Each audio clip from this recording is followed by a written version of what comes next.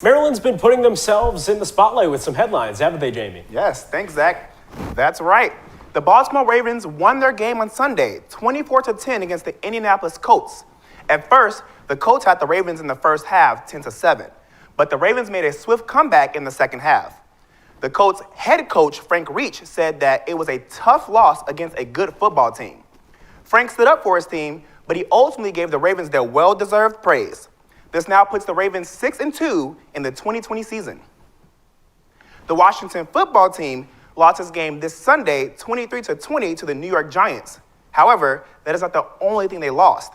Starting quarterback Kyle Allen suffered an ankle injury and a small fracture after being tackled by the Giants player number 21, Jabril Peppers.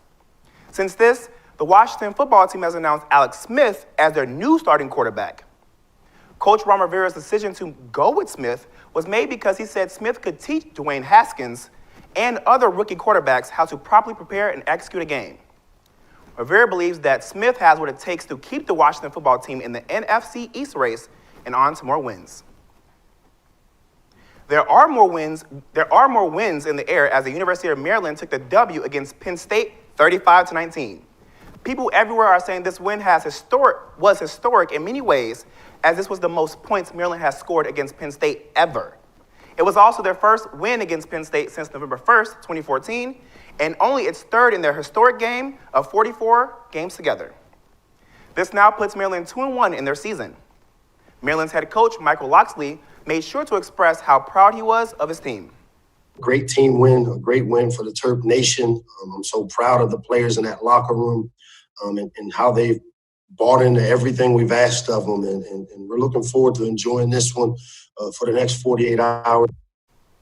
Maryland will be hosting The Ohio State University Saturday afternoon at 3:30 p.m. for the fourth game of the season.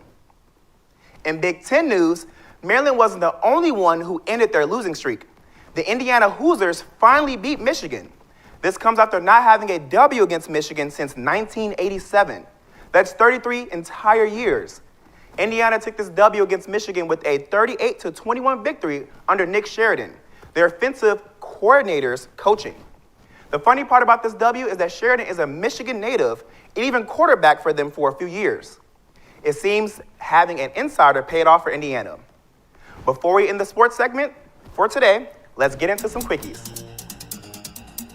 Coming in first, COVID-19 is still hitting sports hard as several people have been diagnosed and removed from playing.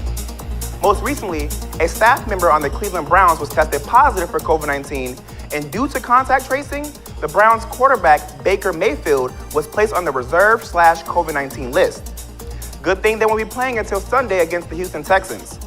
Mayfield is currently testing negative for the virus, and if he continues to do so, he can be cleared as early as Wednesday.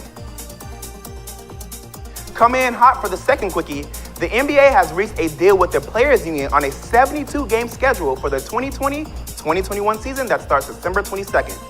The games won't be revealed until later. Training camps will begin December 1st. NBA drafts are set to take place November 18th, and free agents negotiations will be permitted November 20th at 6 p.m. This means we are in for a wild ride as the NBA continues to find their new normal during COVID-19. Now, to end off with some more great Terrapin news, Maryland's very own receiver, Rakim Jarrett, was named the Big Ten Freshman of the Week. This comes after Jarrett's 2 touchdowns and 5 passes for 144 yards in Maryland's win against Penn State. The women's basketball team also made headlines as they have been ranked top 10 in the NCAA. How was that for Terrapin Nation pride?